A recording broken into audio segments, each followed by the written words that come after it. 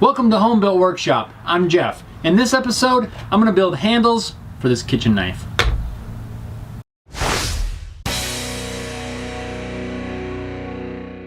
This kitchen knife I have has some cheap plastic scales on it. I need to replace those. It's already got one of the rivets busted off of it and it's about ready to come apart. This is not an expensive knife by any means, but I love the handle and the shape of it. It has a lot of room for chopping and cutting things in the kitchen. I can also get a really nice edge on it, although it doesn't hold an edge very well. But to me, it's worth the time to build some new scales for this knife. Before I can do anything, I've got to get the old scales off. I really don't think this is going to be much of an issue. I should be able to just pull them off. There we go. You can see that the steel on this is not very heavy. It's not a very thick knife. Like I said, it's not a super high quality expensive knife, but I really do like the shape of this. Just so I don't end up slicing myself up, I'm going to wrap the edge of the blade with some tape. Making sure to use painter's tape, that way it doesn't leave any sticky crud on the blade. That ought to keep me from getting sliced up and having to rush off to the emergency room. The wood that I'm going to use is this really dark wood. I think it might be ebony, only because it smells really funky when you're trying to work with it. I've used it for a couple of little projects here and there in the past. I know it's really hard and it does have that funny smell to it when you're working it. Think it's ebony, otherwise really don't know what it is. Just some wood that was my grandpa's, and I'm going to use it for this project. I think it'll work really good. The pieces that I have are already about the perfect size to use for these new scales. I'm going to make sure they're nice and flat by sanding them first on a really flat surface. I've got some 400 grit sandpaper glued to a flat piece of stone tile. Now I'm going to tape the blanks together. This is going to allow them to stay nice and even while I drill the holes on the drill press. At this point in the process, the alignment is not super critical, but I want to try to keep them aligned as best I can. I'm going to use 3 brass pins. I can see in this handle there's 5 holes. Not sure what the other 2 were for. I'm going to use this hole, and this hole. I need to drill those to the proper size. Using a 1/4 inch drill bit in my drill press, I'll just drill out those holes in the knife. Now I'll just trace the outline of the handle onto the blanks.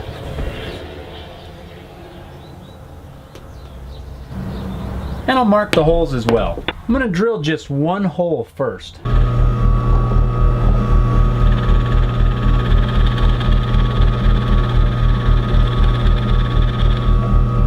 Look how black these chips are. That wood, really dark. Before I drill the rest of the holes, I need to cut the brass pins so that I can align each hole as I drill them.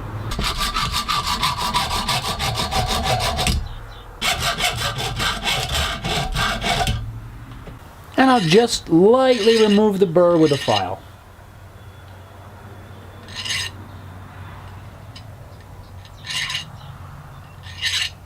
Now that I've got the pins cut and the first hole drilled in the scales, I'm going to go ahead and pin the blade to these scales.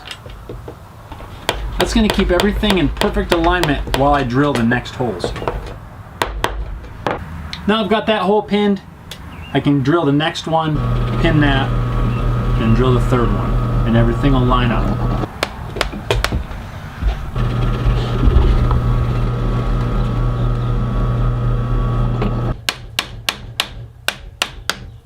Now with the knife blade removed, but the pins still in the handles, I'll cut away the waste material on the bandsaw.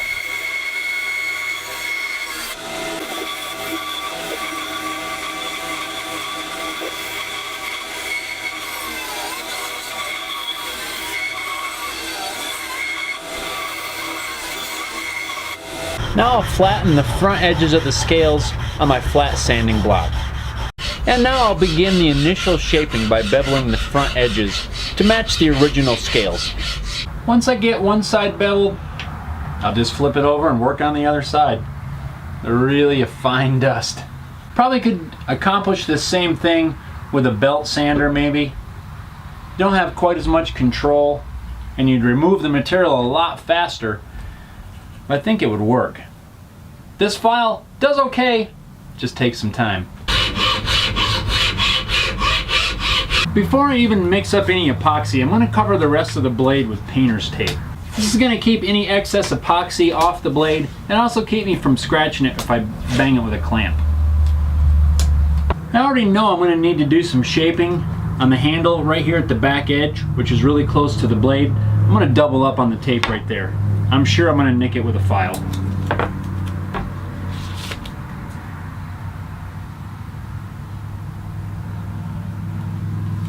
Now I'm taking some 80 grit sandpaper and sanding the whole handle of the knife. This is going to rough up the surface and allow the epoxy to get a good bond.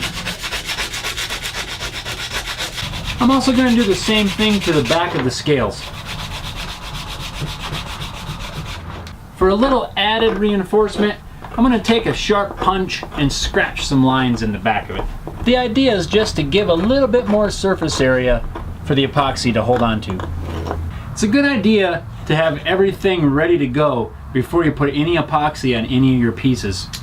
I'm working with 5-minute epoxy, so you really have a short window of time. I tried to find some 10 or 15-minute epoxy, but the store I went to was out of it, so 5-minute it is. So I want to make sure that I've got all my clamps, I've got everything ready to go that I'm going to need as soon as I put epoxy down on these pieces.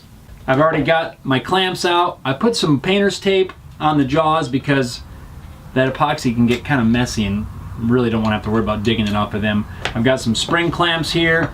I don't really care if they get epoxy or something on them. That's not as big a deal.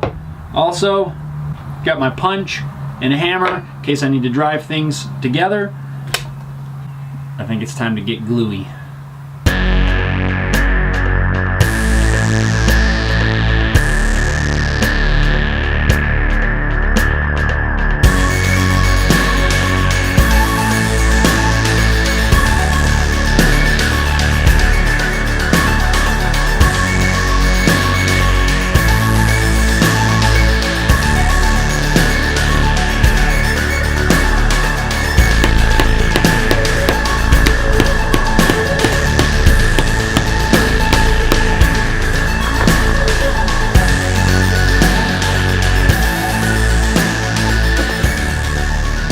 And we'll let that dry overnight.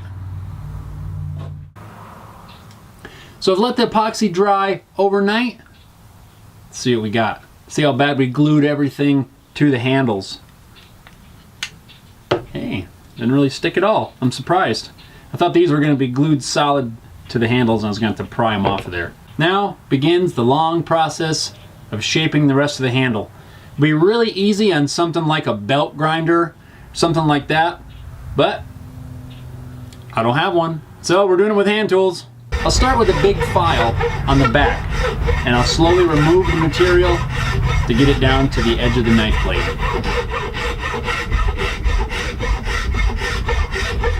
Once I get the back flattened, I'll trim off the brass pins on the bandsaw.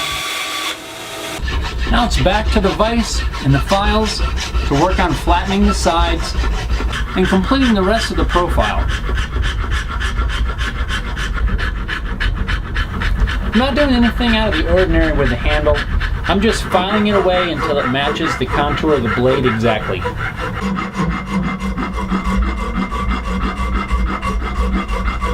Got all the handle profiled, starting on rounding over all the edges for the finger grooves and all the corners, making sure everything's nice and comfortable. This is a lot of work. My arms are killing me.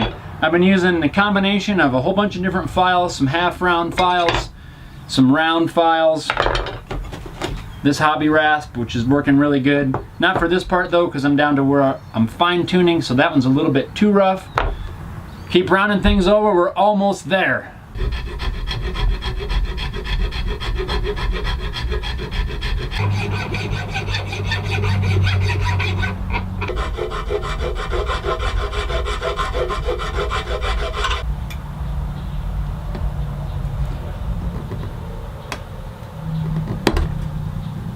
Now that I've got all the filing and shaping done, now all I have to do is finish it up with some 400 grit sandpaper.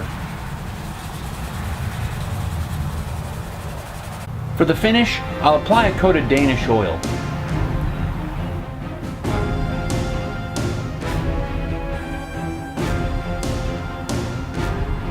For a little added protection, I'll apply a coat of paste wax.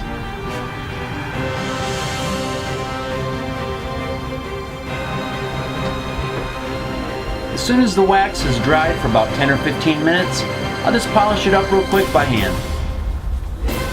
Well, after a much needed sharpening, this knife is ready to be put back into use. I'm really excited to see how it works when actually cutting stuff. I like the added weight. It feels a lot more solid than that cheap plastic handle. I think it turned out really good. If you enjoyed this video, please give it a thumbs up. I really would appreciate the support. Also, if you know somebody who might enjoy this video, go ahead and share it on all the social media networks. You can find me on there. I'll put all the links down below in the description. So until next time, thanks a lot for watching.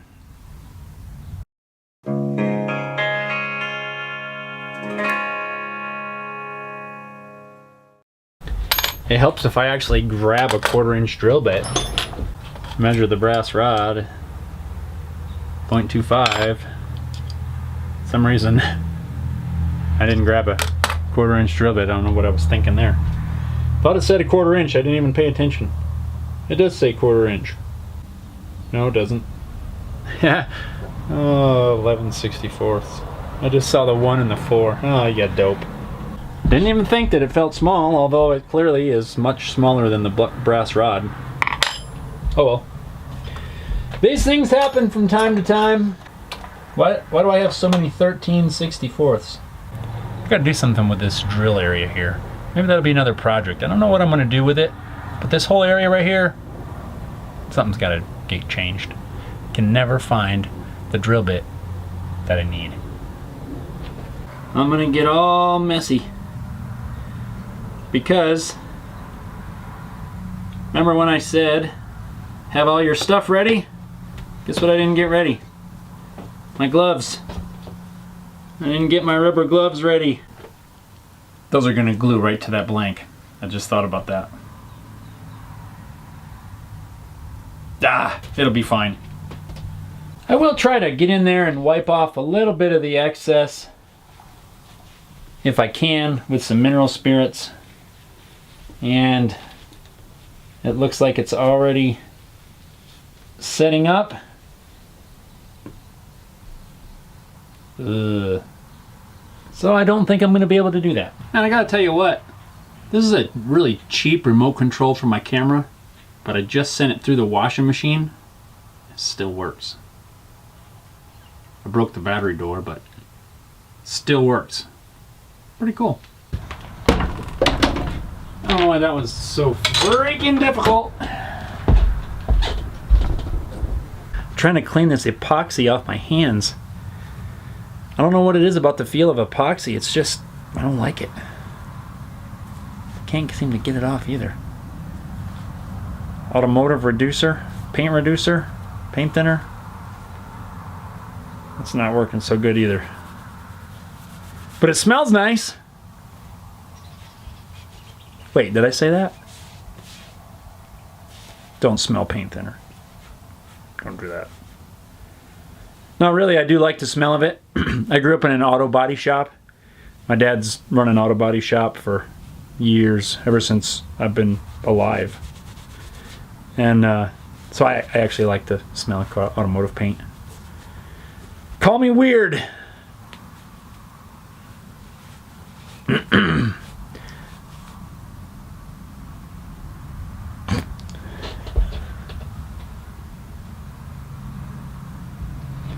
Alright, we're letting epoxy dry, and I'm gonna go scrub these nasty, sticky epoxy hands.